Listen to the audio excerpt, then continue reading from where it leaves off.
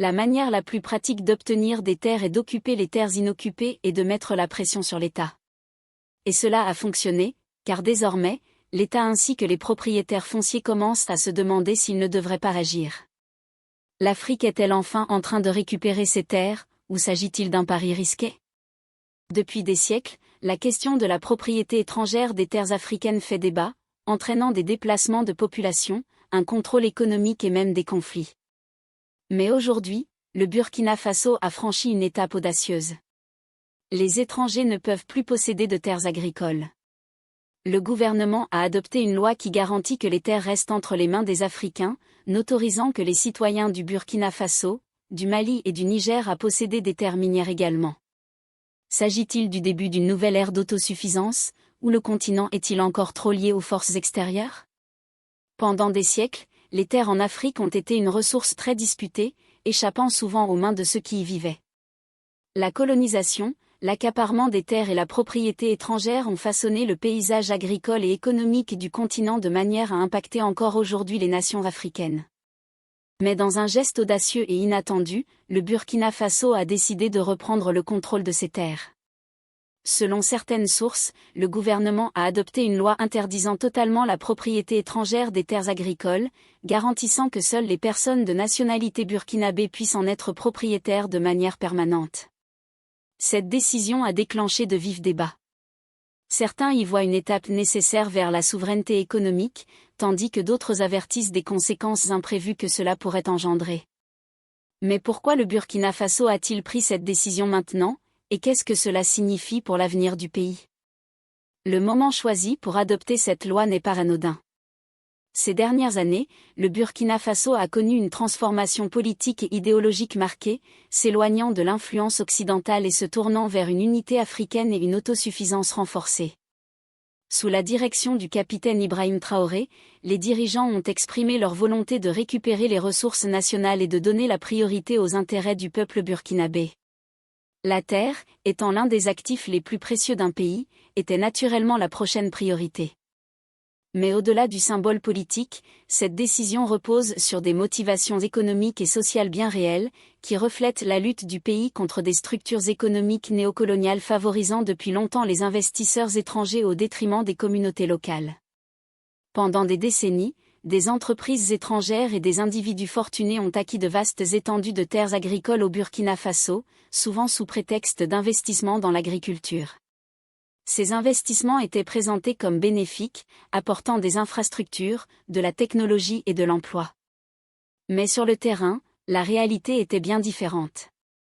De nombreuses exploitations détenues par des étrangers fonctionnaient sans participation significative des populations locales, exploitant une main-d'œuvre bon marché issue des agriculteurs burkinabés, qui n'avaient que peu de pouvoir sur la gestion de ces terres.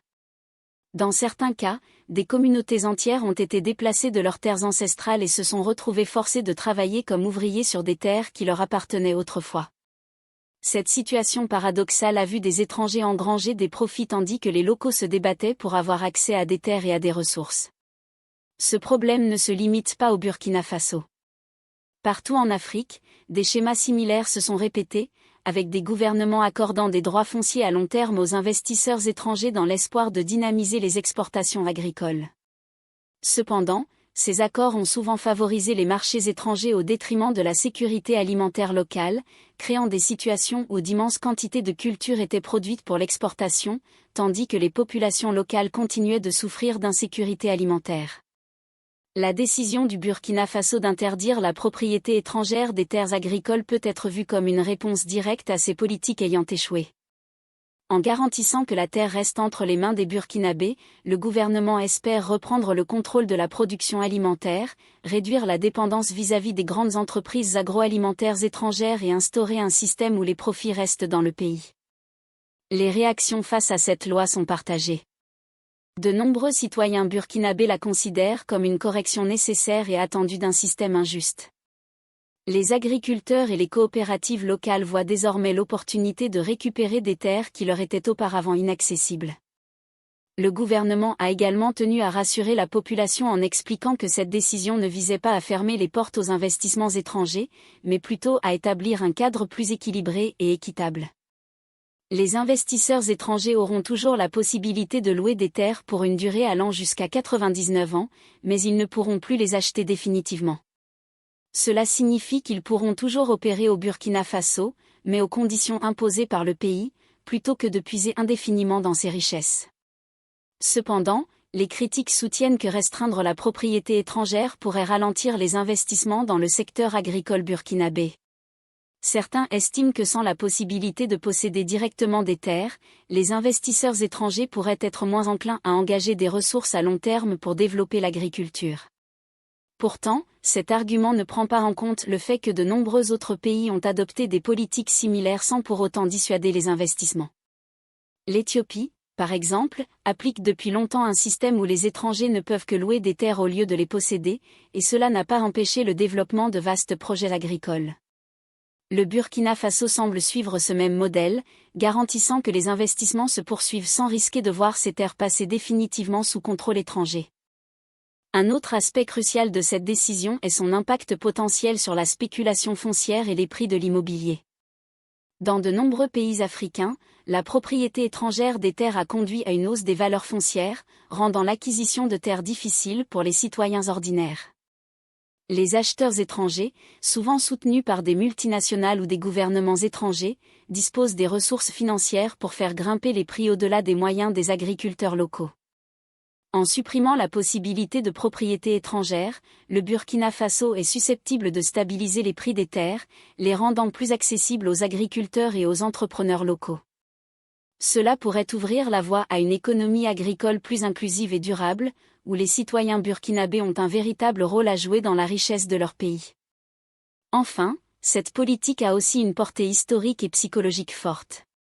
En Afrique, la terre ne représente pas seulement un actif économique, mais elle est profondément liée à l'identité, au patrimoine et à la souveraineté nationale.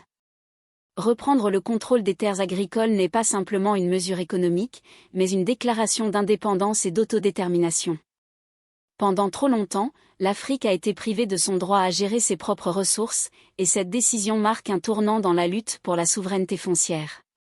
De nombreuses familles burkinabées vivent sur les mêmes terres depuis des générations, et l'idée que ces terres puissent être possédées de manière permanente par des étrangers était perçue comme une prolongation des injustices de l'ère coloniale. En reprenant le contrôle des terres agricoles, le Burkina Faso envoie un message clair: ces ressources ne sont pas à vendre aux plus offrants.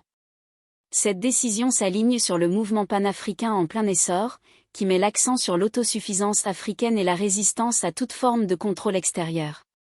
Cependant, malgré l'enthousiasme suscité par cette loi, son succès dépendra de son application effective. Le gouvernement devra veiller à ce que les agriculteurs locaux aient accès à un soutien financier, à des techniques agricoles modernes et à des infrastructures leur permettant de tirer pleinement parti de cette transformation.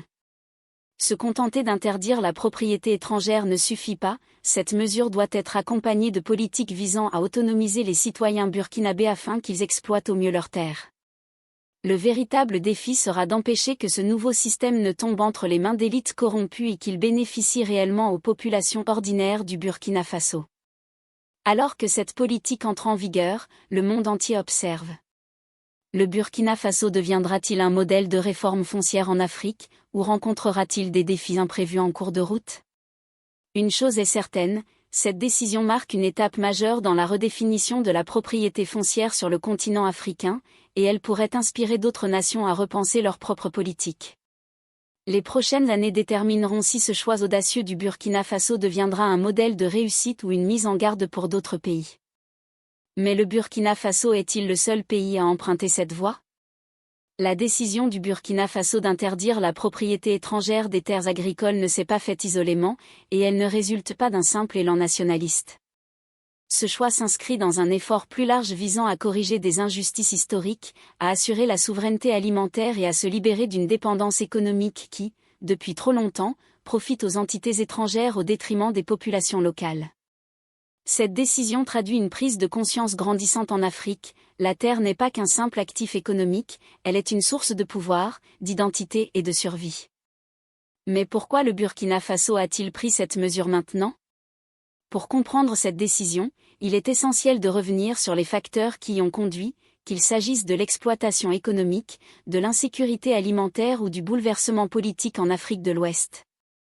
Pendant des décennies, le Burkina Faso, comme de nombreux autres pays africains, a été enfermé dans un cycle où la terre était traitée comme une marchandise contrôlée par des investisseurs étrangers, plutôt qu'une ressource destinée aux populations locales. L'investissement étranger dans l'agriculture a été présenté comme une solution à la pauvreté et au sous-développement, avec l'idée que permettre à de grandes entreprises agroalimentaires internationales d'acheter d'immenses parcelles de terre conduirait à de meilleures infrastructures, à des technologies agricoles avancées et à la création d'emplois. Pourtant, dans la réalité, une grande partie de ces investissements n'a pas amélioré la vie des communautés locales. Au lieu de cela, ce modèle a conduit à une situation où les agriculteurs burkinabés sont devenus de simples ouvriers sur leurs propres terres ancestrales, travaillant sous les ordres de multinationales étrangères qui imposaient leurs règles. L'un des plus grands problèmes de la propriété étrangère des terres agricoles réside dans le fait qu'elle a favorisé les cultures d'exportation au détriment des cultures vivrières. Les investisseurs étrangers ont souvent acquis des terres pour produire du coton, du sucre, du café et d'autres denrées destinées aux marchés internationaux, plutôt que des aliments destinés à nourrir la population locale. Le paradoxe est frappant, alors que le Burkina Faso exportait chaque année des tonnes de produits agricoles, sa population continuait de souffrir d'insécurité alimentaire. Les grandes entreprises agroalimentaires étrangères n'avaient aucun intérêt à développer des systèmes alimentaires durables pour les citoyens burkinabés. Leur objectif était le profit, ce qui signifiait maximiser les rendements pour les marchés mondiaux, et non répondre aux besoins locaux. Le résultat fut une situation où des millions d'hectares de terres fertiles généraient des richesses pour des sociétés étrangères, tandis que le Burkina Faso restait dépendant des importations alimentaires. Ce système est devenu encore plus préjudiciable avec les accords de location de terres à long terme, souvent conclus avec des investisseurs étrangers sous la pression d'institutions internationales. Dans certains cas, ces investisseurs ont obtenu des droits fonciers pour des décennies, ce qui leur a conféré un quasi-contrôle total sur ces terres, sans réelle contribution à l'économie locale. Ces accords, souvent signés par les gouvernements précédents, ont privé le Burkina Faso de la maîtrise de zones agricoles stratégiques pour des générations. Pendant que quelques fonctionnaires et élites économiques tiraient profit de ces contrats, la grande majorité des agriculteurs burkinabés restaient prisonniers d'un cycle de pauvreté, incapables de rivaliser avec les multinationales étrangères qui dominaient le secteur. Le tournant est intervenu lorsque le Burkina Faso a commencé à s'éloigner de l'influence occidentale et à réévaluer ses politiques économiques. Sous la direction d'Ibrahim Traoré, le gouvernement a clairement affirmé que la richesse du Burkina Faso devait rester dans le pays. La question de la propriété foncière est devenue centrale dans cette vision. Tant que les investisseurs étrangers possédaient une grande partie des terres agricoles, le pays ne pouvait pas espérer atteindre une véritable souveraineté alimentaire. Le Burkina Faso ne pouvait pas se dire indépendant si ses terres, sa ressource la plus précieuse, restaient sous contrôle étranger. Cette prise de conscience a accéléré la décision d'interdire la propriété étrangère des terres agricoles et de reprendre le contrôle des ressources nationales.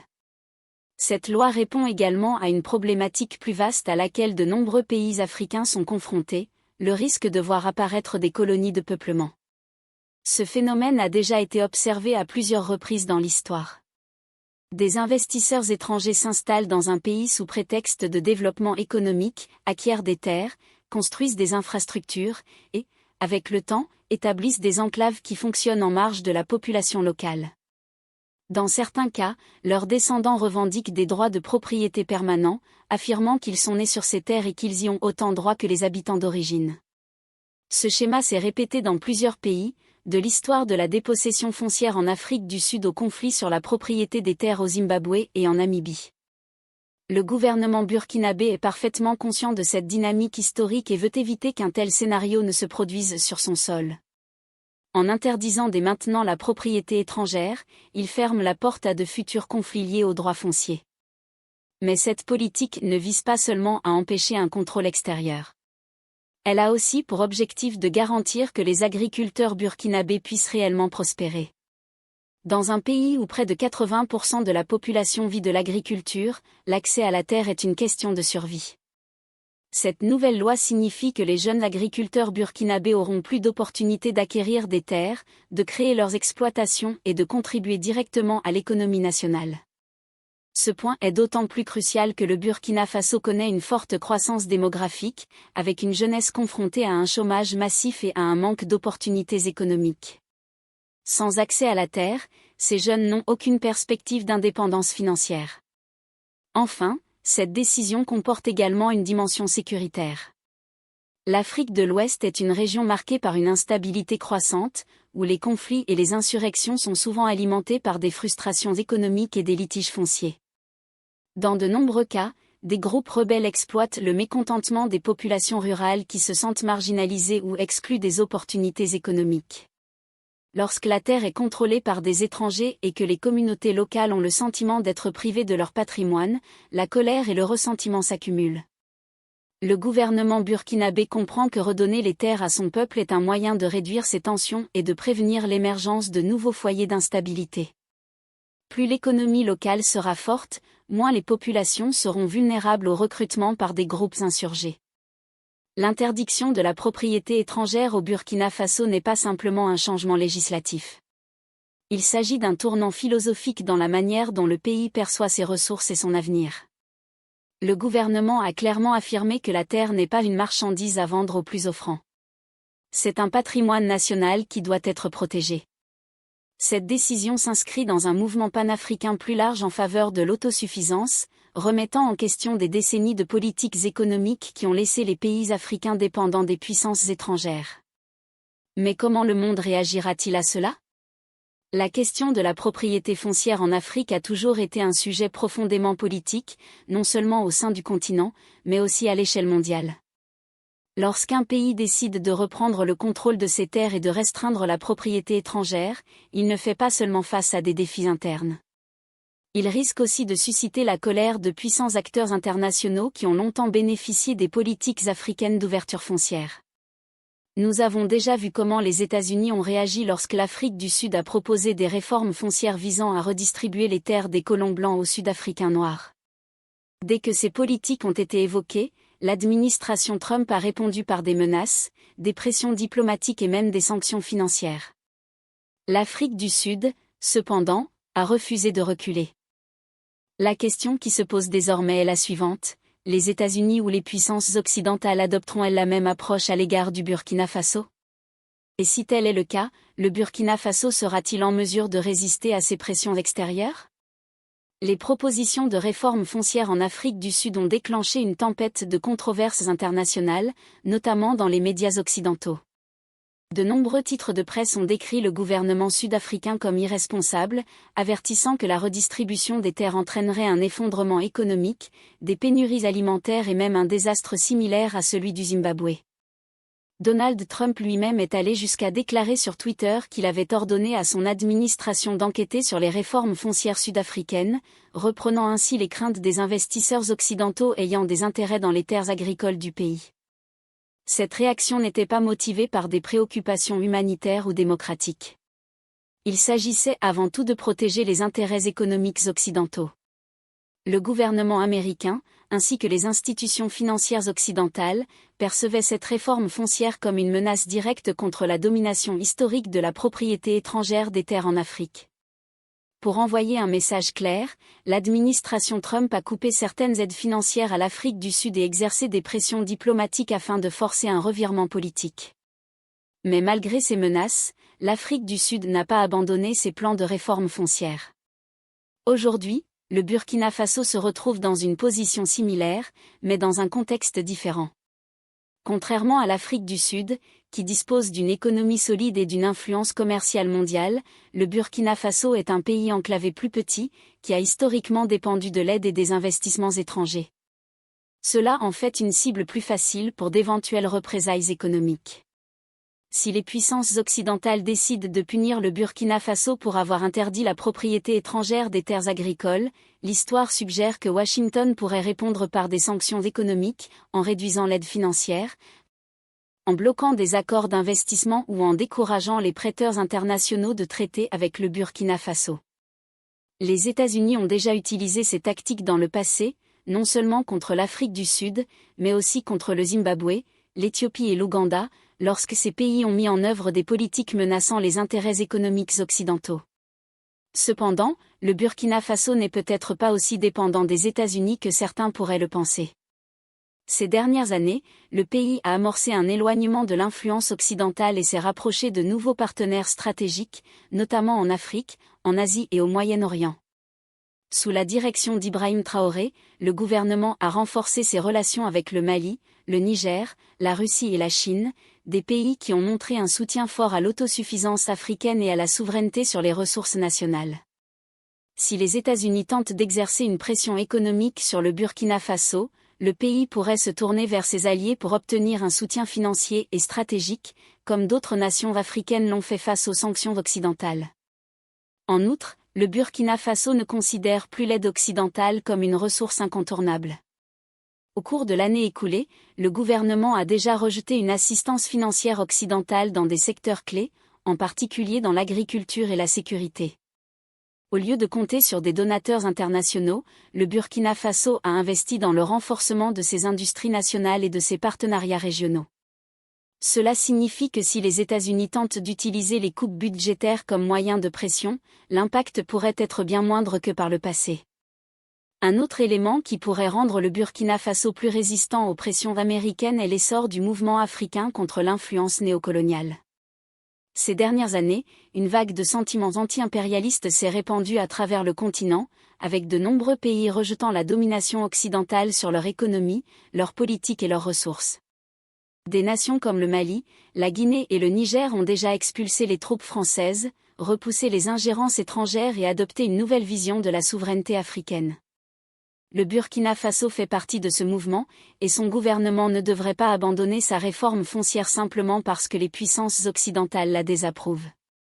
Bien au contraire, toute menace américaine pourrait renforcer le soutien populaire à cette politique, car de nombreux citoyens burkinabés considèrent cette loi comme une étape essentielle pour se libérer de l'exploitation étrangère.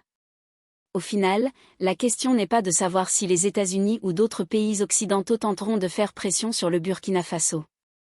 L'histoire montre qu'ils le feront probablement.